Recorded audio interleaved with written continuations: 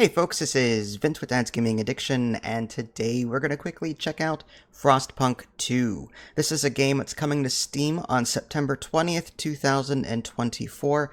I am recording this on September 13th, so this is a preview build, and everything that you're about to see is most definitely subject to change. So, I've been waiting a long time for this game, and I've got some great things to say about it, and there's a couple of things that are still a bit so let's just jump right into it. I'll go ahead and show you the settings menu real quick. Just pause if you want to see any of this in greater detail. I'm not going to harp too much on this. I will say that the game is beautiful to look at, although I did have to reduce my graphic settings a little bit just so that I could record this without too much trouble. My OBS had trouble keeping up on the higher settings. But yeah, everything is here like you'd expect it to be. As far as the main mode, there's the story, and then there's the Utopia builder. And I'll say this about the story. It's interesting because I'm in Chapter 2 right now. I made it to Chapter 3. However, I felt like I wasn't doing well enough, and I started losing people, and I felt like I needed to reload a previous save. And here's what's different. Your progress from Chapter 1 on sort of carries over. So, at the end of Chapter 1, I had my city the way it was, okay? And then I started Chapter 2. It rolled right into it, kept everything I had. So, it's not like a separate scenario. It's like a grandiose story that's being told. And my only concern with that is that if you mess up somewhere in Chapter 3 or 4... you're kind of screwed. Either you start over from scratch again and try and do better next time, or you reload a previous save. So I wish there was some kind of way, I don't know, to give yourself some kind of boost if you needed it, so that you could sort of finish the story out knowing that, okay, I didn't do that great, but at least I got to finish the story and see everything that there was to see, and then I'll replay it next time. But here it's, even though there's like I'll click on New Story, but you can see that there's Citizen difficulty, Officer, Steward, and Captain. And I have it on Citizen, and I am still having a heck of a time with this game. Like, I made it, again, through Chapter 1. It was a rough experience, but I got through it. Chapter 2 was rough. I started doing better, and then something happened, and then, like, crap hit the fan. And then I get into Chapter 3, and I'm like, there's no way. There's no way I'm making it through Chapter 3.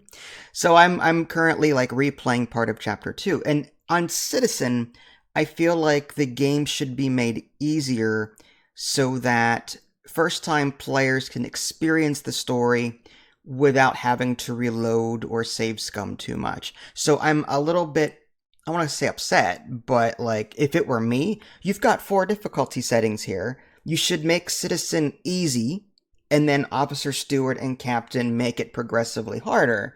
Whereas in Citizen right now, it's like, it says moderate challenge, but with a margin for error and room to correct mistakes. Not a whole lot of room. So that Citizen should be like an easier setting. There's also the survival mode down here. No active pause, and your progress will be saved on exit only. So, with that being said, I'm going to go ahead and load up my save. Oh, before I do that, let's jump into the Utopia builder so you can kind of see what's here. I don't like the interface here. Sometimes it's just really weird to navigate. Like, it's hard to tell, like, sometimes what I'm hovering over, where I'm at in the... There's no scroll wheel, for example. But anyway, you choose a location, and there's no indication as to, like, which one's easier than another one. A lot of them just say randomized resources in Frostland. This says geothermal deposits, but limited fuel, small areas. So these are like scenarios in this Utopia builder. As far as I can tell, like, I don't know which one's easier than another. When you click on one, you can choose your ambition, which is like your goal. You can choose the community. So in this game, there's going to be factions that will be popping up, and you have to sort of appease to them. Think Tropico 5 and 6, where you've got these different factions, and they're unhappy if you do this. This one's happy if you do that. So you'll be passing laws and trying to appease them while keeping everyone alive. It's very difficult. But again, all you've got here is 4 different difficulty settings. You can adjust it again here, but again, I still feel like Citizen is not easy enough, especially for first-time players. But like, that's the extent of that Utopia builder. I wish I had more options there, like true sandbox sliders, like start with 10,000 of this resource or 50,000 of this resource. Just give me a sandbox that I can mess around in. Utopia Builder is a little limited in that regard. So again, I'm going to just load a game. I've got several sort of saved here. I'm going to start with VVideo 1, just this original one, and we'll go from there. And like I said, you're going to be playing a continuous story in this game where you're constantly evolving the city over time. And I love the music, by the way. The music is fantastic.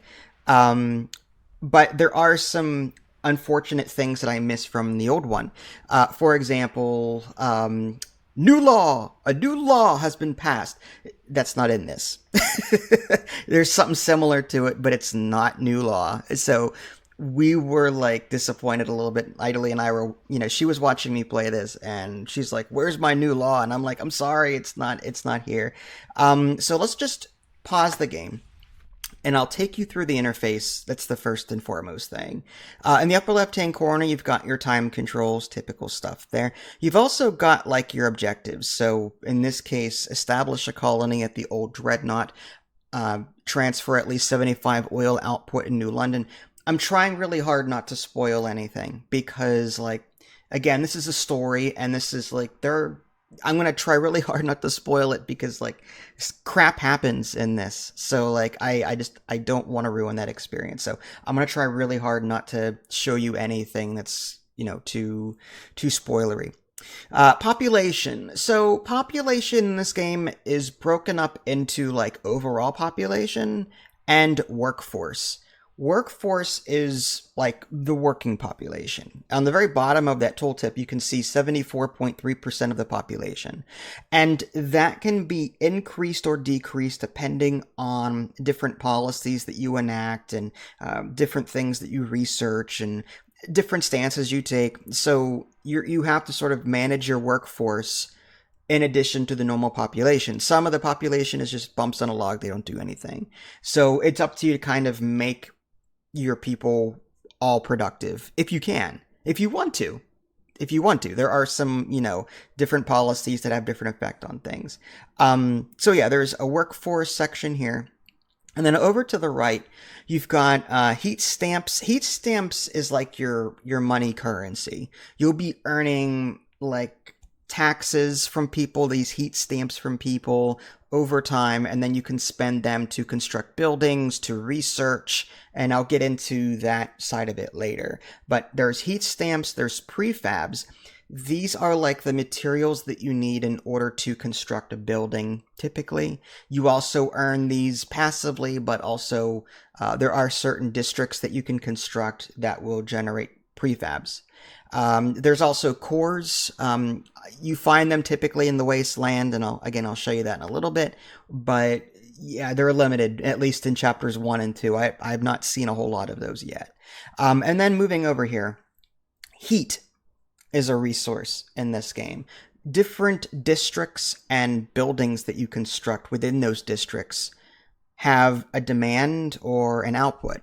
So you kind of have to look at, okay, if you have a heat surplus, that means typically you're going to be generating coal or later oil and start storing it.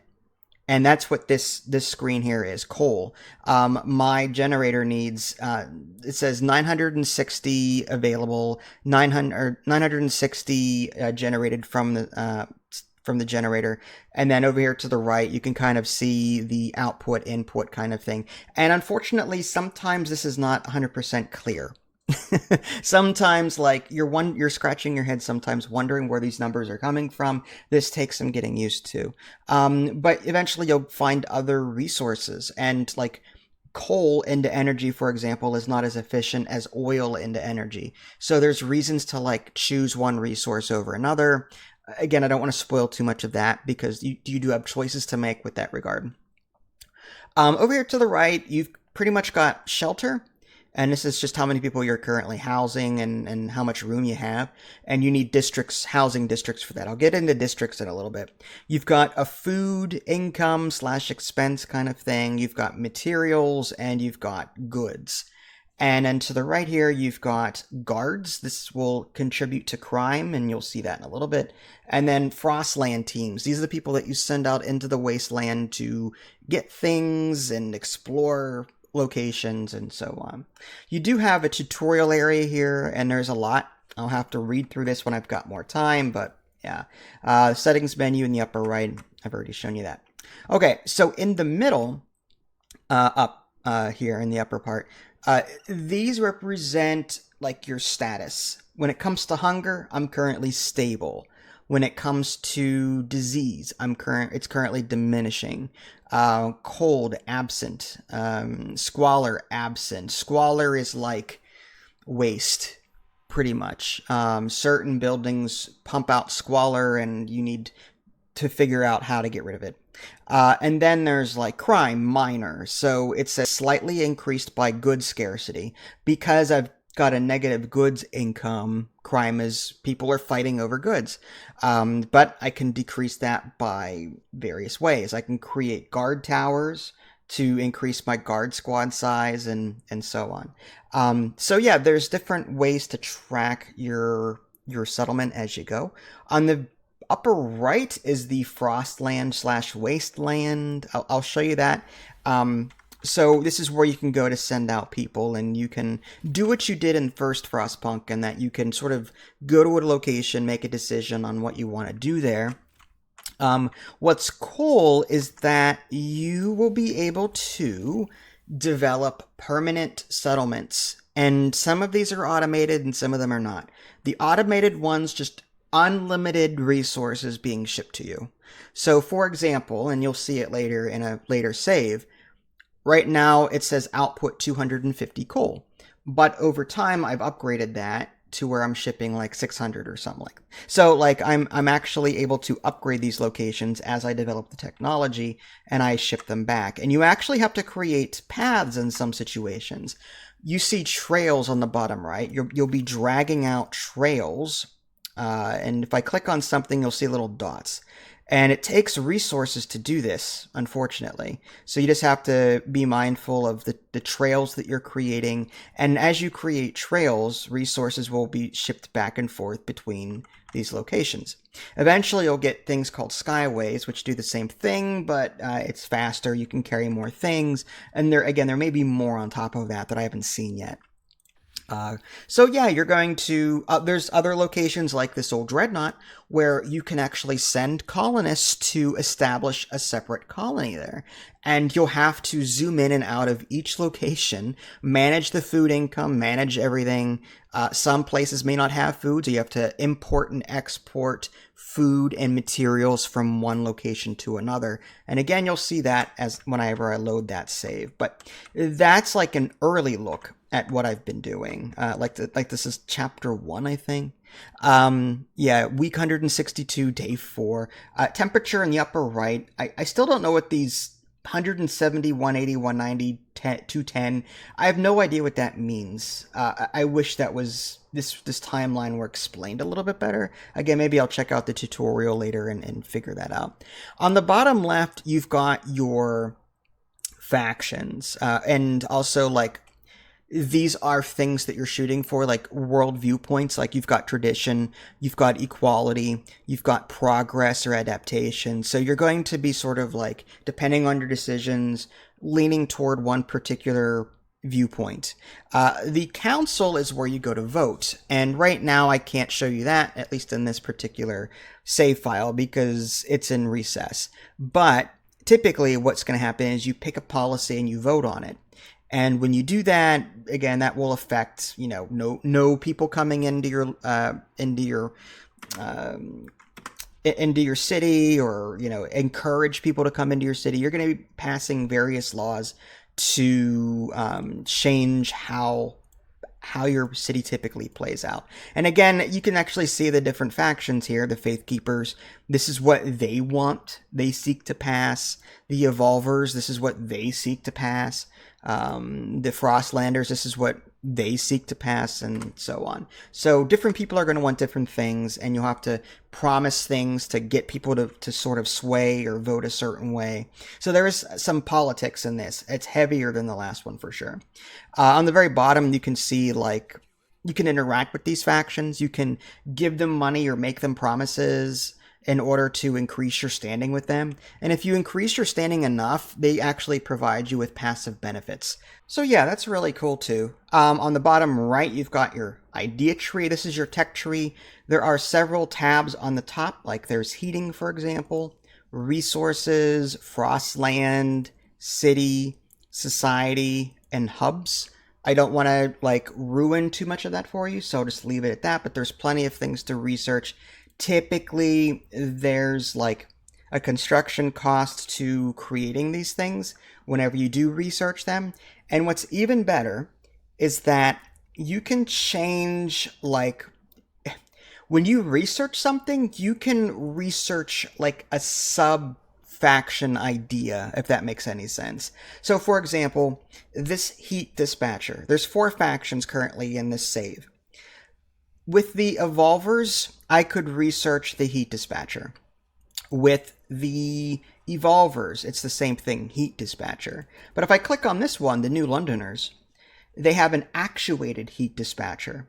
Or the Faith Keepers also have this actuated heat dispatcher. And you can see down below, the one needs 400 workforce to operate, and it gives you, it says 20 heat demand. Whereas this one is 200 workforce requirement, which is half of this, but Squalor is going to increase slightly. So it's like a dirtier version of it, I guess. And then 40 heat demand. So like you can actually research different types of that technology and then construct those things. And different people are going to want, different factions are going to want different things researched. Obviously, Faith Keepers want their stuff researched, or, the Frostlanders want their stuff researched. So that's another thing to consider with regard to these factions down here. On the bottom right is the build menu. And this is where districts come into play. I don't have any workforce right now to really demonstrate this, but you can see on the screen there's a bunch of colored hexes. And in a future save, maybe I'll have the ability to show that. But typically, like, yellow is your extraction, red is industrial, green is food, the dark green is that's housing, this light blue over here is the Frostlander teams going out and doing things in the wasteland. And these resources are typically finite, so you have to sort of manage that as you go. And that's part of my problem. Chapter 2 to Chapter 3, I'm running out of these things, so I'm trying to find ways to supplement what I'm losing. So that's a real challenge. But that's the build menu down here. You can build districts, and I'll show you that later. There's also buildings, and these buildings can be placed in districts. And again, I'll show you that later because I can't do it right now. And then there's hubs. Hubs can be placed adjacent to districts to typically it's a storage area. This hub is for storing materials. This hub is for storing goods. This one is fuel. There's also a heating hub, which demands materials but will heat surrounding districts. So there's that. And then there's frost breaking. Frost breaking, again, I can't show you right now because I don't have the resources or the manpower, but the wasteland starts off with, nothing's buildable. You actually have to use resources to clear the land so that you can then build on it. Let's go ahead and load V video 2. Okay, I'm going to go ahead and pause again. And I believe I have more of that, so let's go ahead and zoom in. So, frost breaking. So everything in the white, the very bright white, that's where I can frost break. That's just an action here. 200 workforce, that's temporary workforce, and 30 heat stamps. So if I want, this dark gray is where I've already frost braked. So if I want to expand an area, I can sort of dig out around it and then hit the check mark here and a team will come out and make this buildable area. But that costs resources and temporary manpower or workforce. So you just have to, be conscious of that. Let's see if I can build districts now. I can. Okay, so here's a housing district, for example. And certain places favor certain areas. Like here, there's no benefit to building here. But in this blue area over here, it's like in an area where, I don't know if I can see it from here, but this area is like protected by wind and because it's in a crevice, so it actually gets a bonus to heat and other things. You can also expand an existing district if you click on it. You can also lower how much workforce is being applied to it, but you can also click on this expand button, and assuming you've got space nearby, which this is the only space, I could do something like this and expand it that way. So you can expand existing districts, or you can construct brand new districts depending on what you prefer. Buildings, as I was kind of saying earlier, you'll see that these buildings can be placed in districts. If the district is large enough, you'll get these empty building slots, and you can start slotting buildings into these districts. Typically, it's like, 1 or 2 buildings per district, but as you research these buildings, it might be important. Like, for example, this subsidized housing block shelters 20 people. Let's say that you don't want to build an entire housing district just to house, say, 15 people. You could build, instead, a subsidized housing block, throw it right into one of these locations, and your housing issue is solved for now. So there are ways to, if you build districts, you're tackling the problem grand scale. Whereas if you construct buildings inside districts, you're kind of slightly adjusting things. You know what I mean? If that makes any sense. So yeah, there's districts. And one thing to note about districts, I had trouble with this earlier. You have to build all of the tiles in order to build it. So for example, this is a bad example of housing. So if I do this, I'm like, okay, I'm done. No, I'm not. According to the tooltip there, it says 3 of 6. You actually have to build the rest of it, and now the check mark appears, and you can click on that. So just be mindful when you're building districts, you have to build all of the tiles before it lets you finalize construction. So now that we're here in this save, I'm going to just zoom out real quick. There we go. And I don't know if I've gotten any farther. Okay, yeah, this is the old Dreadnought. I've created a settlement here. And there's not a whole lot here in terms of resources. There's some prefab material, which are these little icons here. And then there's oil deposits, and I'm currently setting up shop, trying to get oil so I can then transfer it to my main city. So to transfer in the upper right, you can actually click on one of these icons, and then there's a people transfer and there's a resources transfer. If I click on resources transfer, I can transfer resources back and forth. If I want to meet demand, I can just click on that so that it's sort of even on both sides, which is kind of cool. So yeah, you can transfer resources and people. Here's the people one. Same thing. You're going to be it goes by workforce. So if I do something like that, so I'll be transferring 3,000 people, I guess, or no, I'll be adding 81 people, but this is 243 people, but I'll be gaining 173 workforce. So again, not everyone works. That's why there's a discrepancy in the numbers there. But you can transfer people over here, and that's necessary because again, without workforce, you can't build districts, you can't get buildings running, you can't build new things, or even for that matter, Frostbreak. You need 200 workforce at least to do that. So it's either you turn off something else in the meantime or lower production of it. As you'll see here, the workforce in the upper left is changing. At 0, it's now 626. Around here, I guess that's 30 some percent. It's now at 386, and so on. You can also turn it off from here as well. So yeah, yeah. So you've got a lot of things to manage in this.